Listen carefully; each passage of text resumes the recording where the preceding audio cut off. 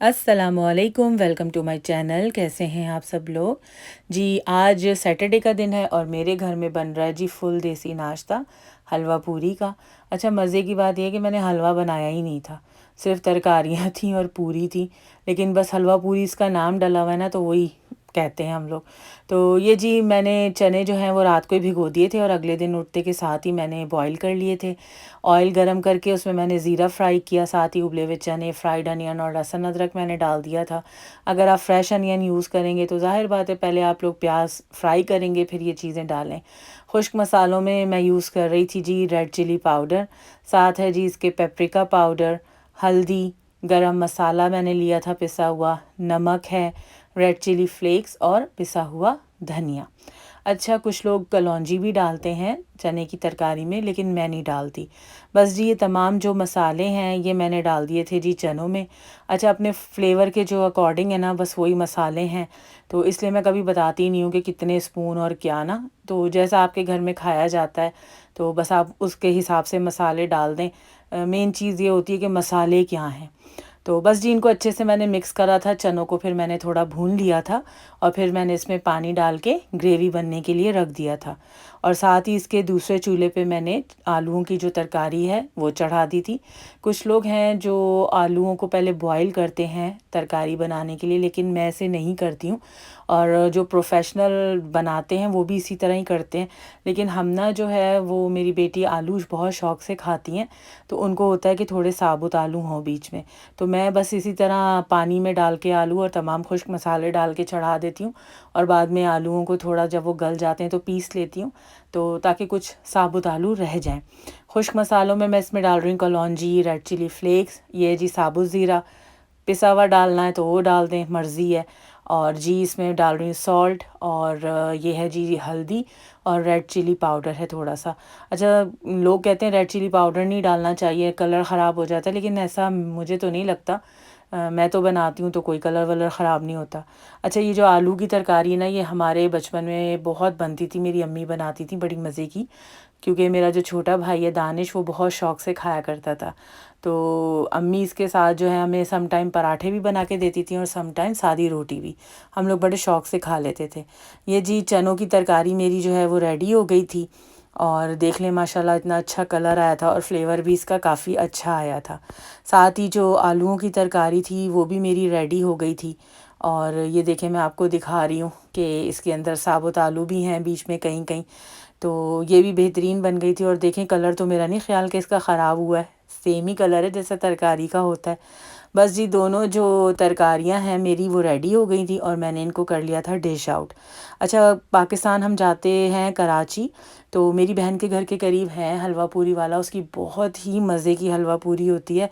और शाम में कचौरियाँ और आलू के समोसे, तो अक्सर हम लोग शाम में मंगवा के ना एंजॉय करते थे, बड़ा ही मज़ा आता था। अच्छा जी, पूरियों के तौर पे जो मैं फ्राई करूँगी वो ये हैं मैक्सिकन रोटियाँ। इनको कुछ लोग टोटिलास भी कहते हैं और मैक्सिकन लैंग्वेज में तो इसको टोटिया कहते हैं, टोटिया। तो जो मर्ज़ी कह लें, मैं तो ये कहती हूँ बस खाने से मतलब होना चाहिए। अच्छा, ये अम्मी वग़ैरह जो हैं मेरी, वो अक्सर गेट टुगेदर हो वहाँ पे तो वो लोग मंगा के तो बनाते हैं पूरी के तौर पे। तो मैंने कभी ये ट्राई नहीं किया था, रैप वग़ैरह में तो मैं यूज़ करती हूँ।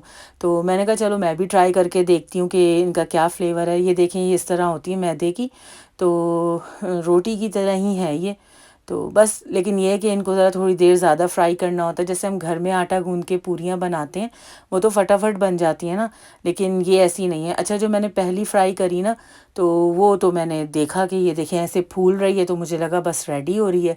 लेकिन मैंने अपने हस्बैंड को बोला ज़रा चेक करें कि सही फ्राई हो गई, तो उन्होंने बोला नहीं ये कच्ची है, तो इसको थोड़ी देर और फ्राई करो। तो इसके बाद जो मैंने फ्राई की थी सारी पूरियाँ, वो मैंने थोड़ी देर ज़्यादा की थी, तो ये ज़रा कड़क कड़क सी बनती हैं, जैसे हमारी नॉर्मल पूरियाँ होती हैं ना, उनसे तो ये काफ़ी डिफरेंट है। और आपस की बात है, अगर मैं अपनी पसंद की बात करूँ ना, तो मुझे ना इतनी पसंद नहीं आई। ये देखिए जी, चाय भी मेरी ऑलमोस्ट रेडी हो गई थी और नाश्ता भी। अचार मैंने अलग से साथ रखा था क्योंकि सिर्फ मेरे हस्बैंड को ही अच्छा लगता है, हम लोग तो यूज़ नहीं करते अचार इनके साथ।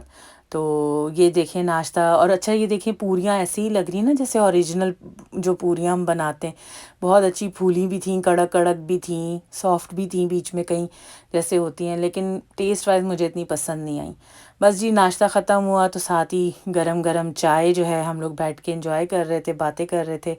ये शाम का वक्त है, मैंने आपको पहले भी बताया कि अल्हम्दुलिल्लाह मेरा नेबर बहुत अच्छे हैं सब। तो ये मेरी एक और नेबर हैं और ये भी पाकिस्तान से हैं, हम 3 पाकिस्तानी फ़ैमिलियाँ हैं। तो उन्होंने मुझे ये सिंगापुरियन राइस और ये केक भेजा था, बहुत ही मज़े के राइस बने हुए थे, मुझे पसंद भी बहुत है और ज़ोया ने भी बड़े शौक़ से माशाल्लाह खाए थे। उसके बाद रात में हम लोग खाना वाना खा के तो बैठे ऐसे ही बोर हो रहे थे, तो मैंने अपने हस्बैंड को बोला चलें बच्चों को लेके कहीं बाहर चलते हैं, राउंड खिलाते हैं।